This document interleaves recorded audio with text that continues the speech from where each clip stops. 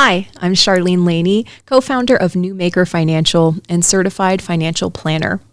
Today's video is focused on financial tips for new mothers.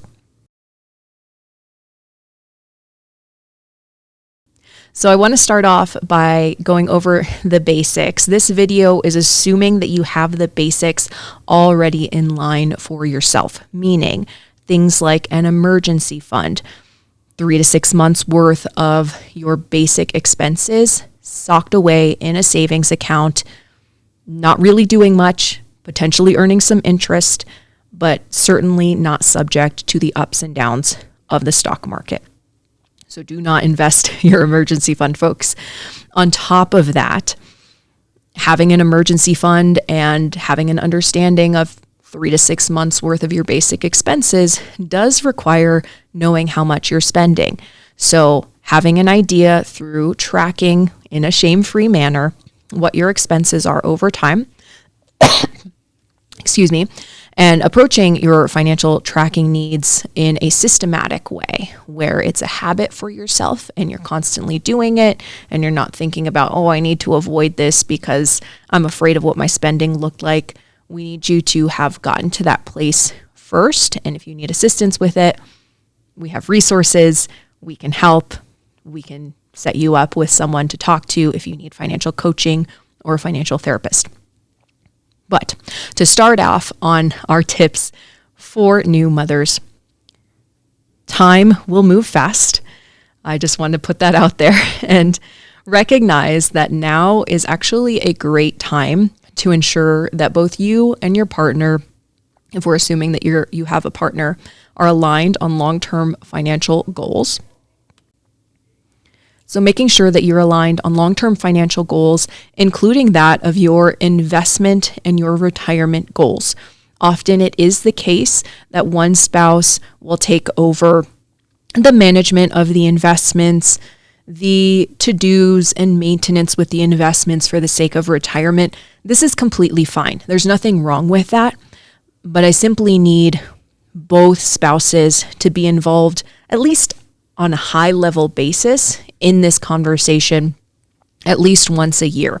And when you're going through a big change, like a new baby brought into your family, it is an especially critical time because before you know it, and you've probably already seen as your child is growing, all of a sudden your child's going to be 18 and where have the years gone?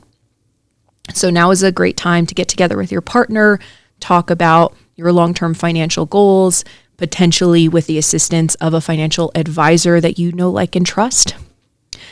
And the second thing for financial tips for you as a new mother is to take a look at your estate planning, make sure that it is updated. You may be thinking, I haven't done any estate planning. This is okay. You are not alone. The challenge, of course, becomes that if you haven't done any estate planning, well, the estate itself, the state that you live in, has done estate planning for you. So we want to ensure that, especially for the guardianship provision, meaning who's going to take care of my babies if both myself and my spouse pass away simultaneously, that piece is determined by you. Because even though a close family member may be the best person to take over, it depends on your state, how that is set up. But even if that is the case, there are often more complications to it than that. And it's also possible that there's someone else that you prefer to take over in that worst case scenario. So get your guardianship provision set up through your simple will. There are many different ways to do it. You can work with an estate attorney to get this done, or you can get it done on yourself using some DIY tools. I'm not recommending the DIY tools by any means. There are some good ones, there are some bad ones, but do your research and know what you're getting yourself into.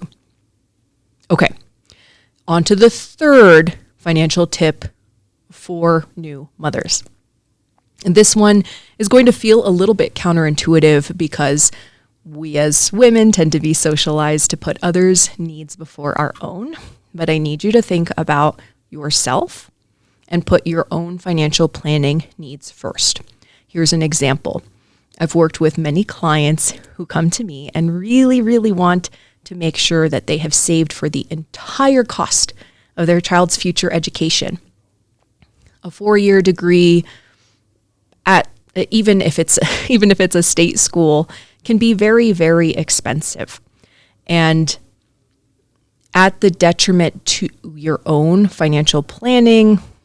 It's not really a great thing, even though it may feel right because you're used to sacrificing so much as a mother. I really need you to put your own financial planning needs first. Number one, why this is the case is because we know how important it is also to you to not burden your children as you get into those latter years of your life. This is the case for so many clients that have come to me. They want to ensure that they don't burden their children in their older age, and we want to make sure that you are prepared and secure for that scenario, as well as other worst case scenarios. And the second reason why you should put your financial needs first is that, like many other things, your children pick up on your behavior. And if you're sacrificing your own financial security for them as they grow up, they're only going to learn to do the same thing with their children in the future. And so we want to break that loop, set a good example, set good boundaries, and ultimately set up your children for success too. Now, that is not to say that for number 4, financial tips for new mothers, that you cannot save for your child's education as part of your larger financial plan. It just is the case that we recommend putting your own financial solvency first.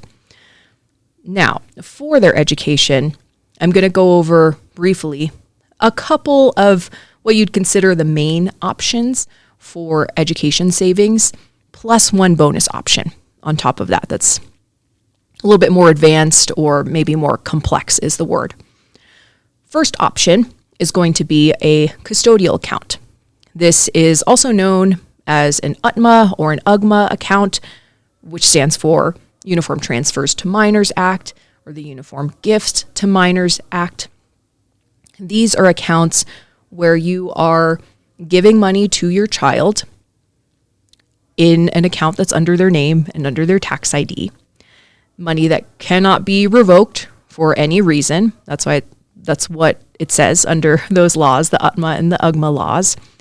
And at a certain point, depending on which state you live in, when the child reaches the age of majority, that money is completely theirs, no strings attached, no requirements whatsoever on what they need to do with that money.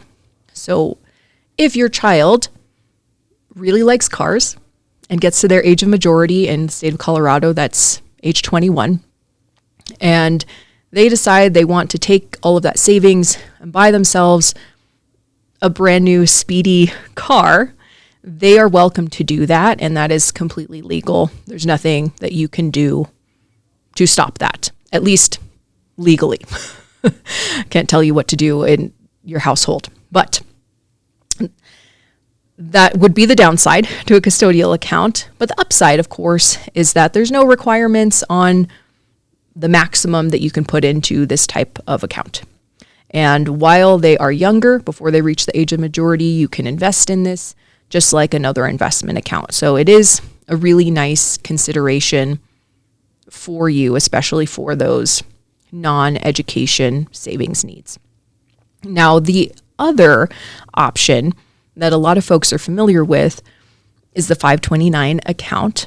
This is for education savings only, but thankfully in the last few years, the laws that govern the 529 have allowed for a lot more flexibility in what's considered a qualified education expense.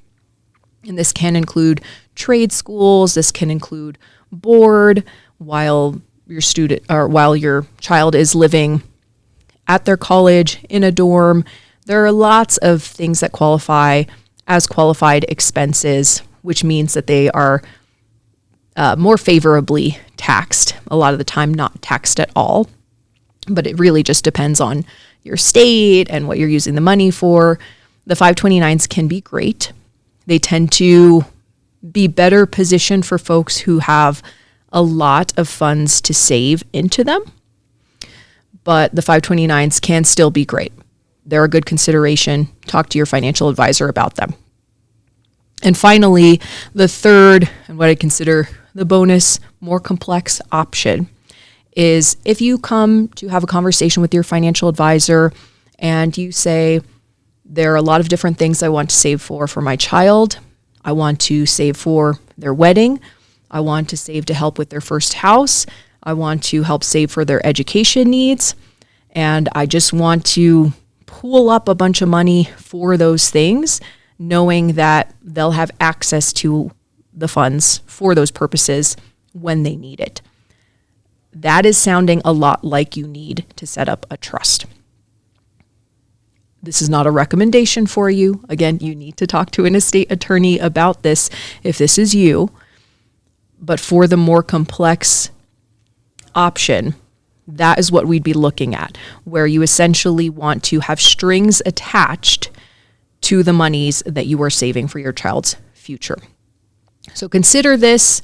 These are your options, just a broad overview, but ladies, new mothers, congratulations on the new baby in your life.